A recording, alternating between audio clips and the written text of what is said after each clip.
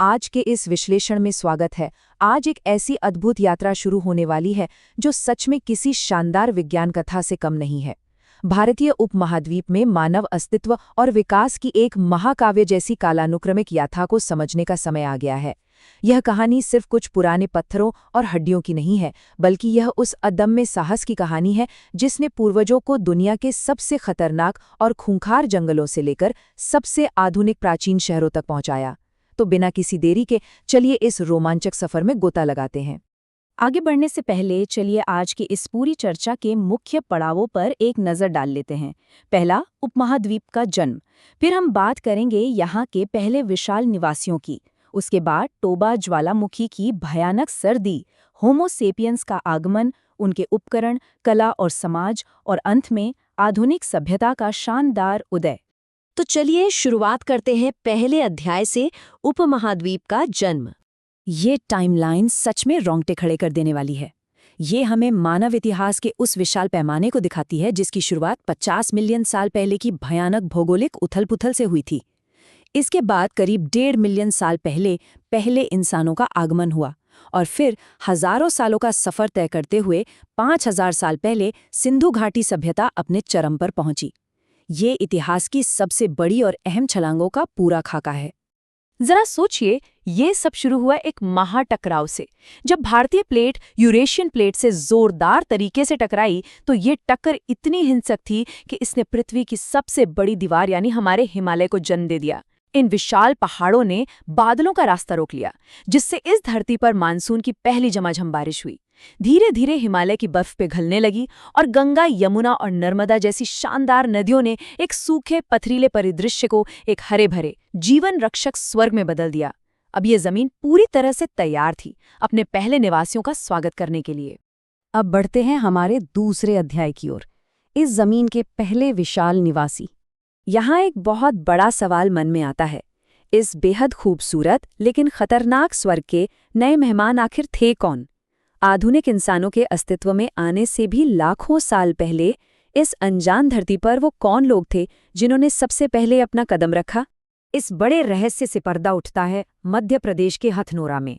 साल था 1982, जब अरुण सोनाखिया नाम के एक पुरातत्वविद को जमीन के नीचे से एक खोपड़ी मिली।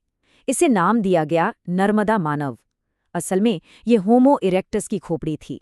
इसके साथ ही अतिरम्बक्कम में जो 1.5 मिलियन साल पुराने पत्थर के हैंडएक्स मिले हैं, वो इस बात का पुख्ता सबूत हैं कि भारी भरकम गठीले शरीर वाले ये आदिमानव इस धरती पर सबसे पहले घूमा करते थे।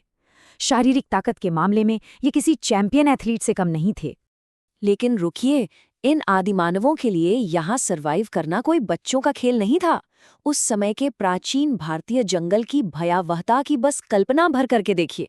इंसानों का सामना आज के सामान्य हाथियों से नहीं, बल्कि स्टिगोडॉन से होता था, जिनके दांत 10-10 फीट लंबे होते थे।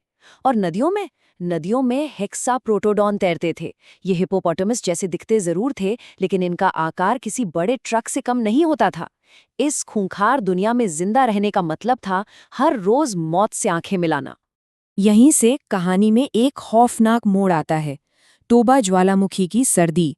एक पल के लिए रुकिए और उस खौफनाक मंजर को महसूस कीजिए।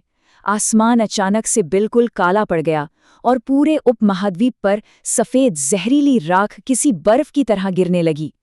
ये कोई आम सर्दी नहीं थी, ये एक ज्वालामुखी सर्दी थी जिसने 74,000 साल पहले पूरे परिदृश्य को शाब्दिक रूप से मौत की सफ़ेद चादर से ढक दिया था। तो यहाँ सबसे अहम बात समझने वाली ये है कि इस महाविनाश में होमो इरेक्टस आखिर क्यों हार गए। विडंबना देखिए, उनकी बेतहाशा ताकत ही उनकी सबसे बड़ी दुश्मन बन गई। उनके भारी और गठीले शरीरों को बहुत अधिक ऊर्जा की जरूरत होती थी, और जब पर्यावरण तबाह हुआ, खाने की कमी हुई, तो वे भूख से तड़पने लगे। उनके भारी भरकम पत्थर के हथियार छोटे और तेज भागने वाले शिकार के सामने पूरी तरह बेकार साबित हुए। और सबसे बड़ी बात, उनमें भविष्य की योजना बनाने की वो मानसिक क्षमता नहीं थी जो सर्वाइवल के लिए जरूरी थी। इसी कमी ने उन्हें विलुप्ति के कगार पर धकेल दिया। अब आते हैं उपमहाद्वीप के पुनर्जन्म पर, होमो सेपियंस का आगमन। ये जो प्रवास था वो मानव इतिहास के सबसे हताश करने वाले और बहुपीढ़ीगत संघर्षों में से एक था। हिमयुग के बीच हमारे पूर्वजों ने डगमगाते राफ्ट पर बाब अल मंडेब जलडमरू मध्य को पार किया, फिर यमन के बेहद कठोर और रूखे तटीय रास्तों पर पैदल सफर किया। इस पूरी यात्रा में विशाल समुंदर, जो शुरुआत में एक दुश्मन लग रहा था, धीरे धीरे उनका सबसे बड़ा लाइफ सेवर और खाद्य स्रोत बन गया। और आखिरकार कई पीढ़ियों के अथक संघर्ष के बाद लगभग 65,000 साल पहले वे भारत की उस धरती पर पहुंचे जो अब राख से उभरकर फिर से उपजाऊ हो चुकी थी। लेकिन भारत के वे घने जंगल रात के अंधेरे में एक डरावनी भूल भुलैया बन जाते थे। ऐसे में मध्य प्रदेश की भीमबेटका की गुफाओं ने उन्हें एक बेहतरीन प्राकृतिक किला दिया। पर उनकी असली ताकत और रक्षक कुछ और ही था, आग। अगर इसे आज के नजरिए से देखें तो आग उस समय का सोशल मीडिया थी। उन भयानक और अनजान रातों में लोग इसी आग के चारों ओर इकट्ठा होते थे। आग ने सिर्फ जंगली जानवरों को ही दूर नहीं रखा, बल्कि इंसानों को आपस में जोड़ा। यहीं बैठकर दुख बांटे गए, कहानियां सुनाई गईं और एक नए समाज की नींव रखी गई। और इसी सामाजिक नींव से जन्म हुआ हमारे अगले अध्याय का उपकरण, कला और समाज। यहाँ सर्वाइवल का पूरा खेल ही बदल गया था।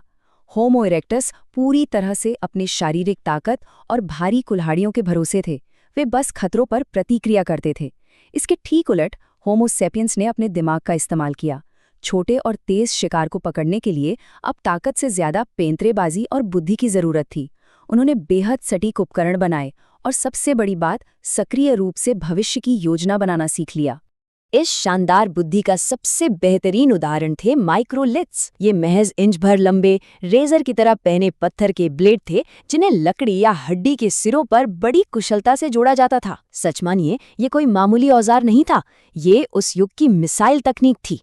राजस्थान और मध्य प्रदेश में पाए गए इन नन्हे ब्लेड्स ने शिकार का पूरा तरीका ही पलट कर रख दिया। अब इंसान मीलों दूर से बिना अपनी जान जोखिम में डाले तेज रफ्तार वाले जानवरों का अचूक शिकार कर सकता था। और अब ये संख्या देखिए, 25,000। ये नंबर सच में हैरान करने वाला है। महाराष्ट्र के पाटनी गांव में शुतुरमुर्ग के अंडों के 25,000 साल पुराने छिलके मिले हैं। जी हाँ, बिल्कुल सही सुना।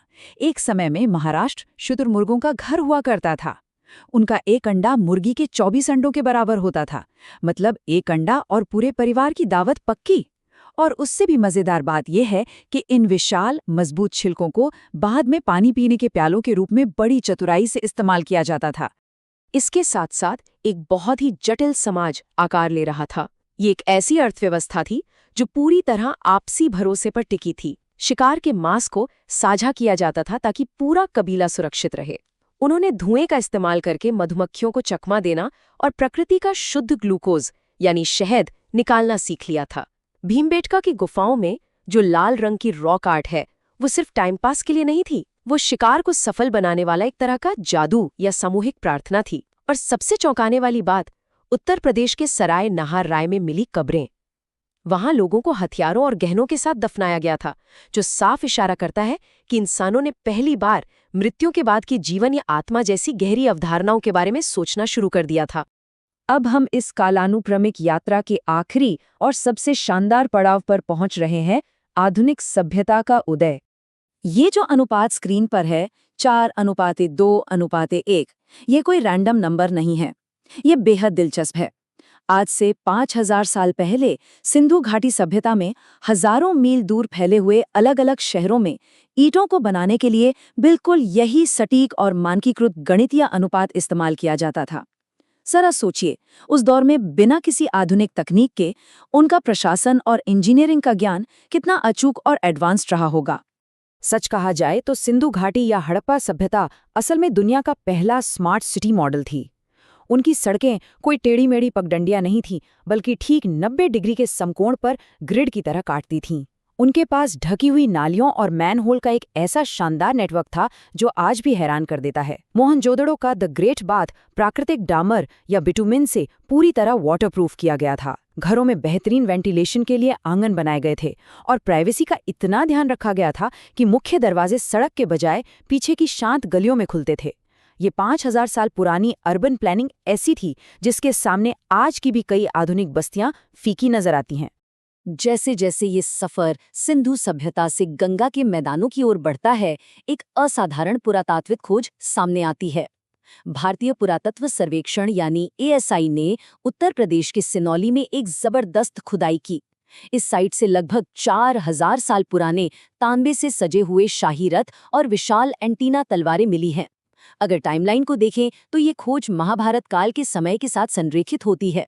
सबसे अहम बात यह है कि ये खोज स्पष्ट रूप से प्रमाणित करती है कि उस समय भारत में स्वदेशी रथों का उपयोग बड़े पैमाने पर होता था। ऐतिहासिक और पुरातत्व दोनों ही नजरिए से ये एक बेहद अहम और आकर्षक खोज है। और इसी के साथ हम एक बहुत ही गहरे और विचारोत्तेजक प्रश्न पर पहुंच जाते हैं। क्या सिनौली में मिली ये प्राचीन तलवारें और रथ पौराणिक कथाओं और इतिहास के बीच की उस धुंधली सी रेखा को पूरी तरह मिटा देते हैं, या फिर ये मानव अस्तित्व की उस महाकाव्य समय रेखा की बस एक और रहस्यमयी परत है जिसे अभी तक पूरी तरह से खंगाला नहीं जा सका है? अफ्रीका से निकले उन हताश शुरुआती यात्रियों से लेकर हड़प्पा के गजब के इंजीनियरों और सिनौली के महान योद्धाओं तक मानवता की ये पूरी यात्रा सच में विस्मयकारी है। इस विश्लेषण से जुड़ने के लिए बहुत बहुत धन्यवाद, और ये उम्मीद है कि इस जमीन के नीचे दबे रहस्यों को और गहराई से जानने की उत्सुकता आगे भी इसी तरह बनी रहेगी।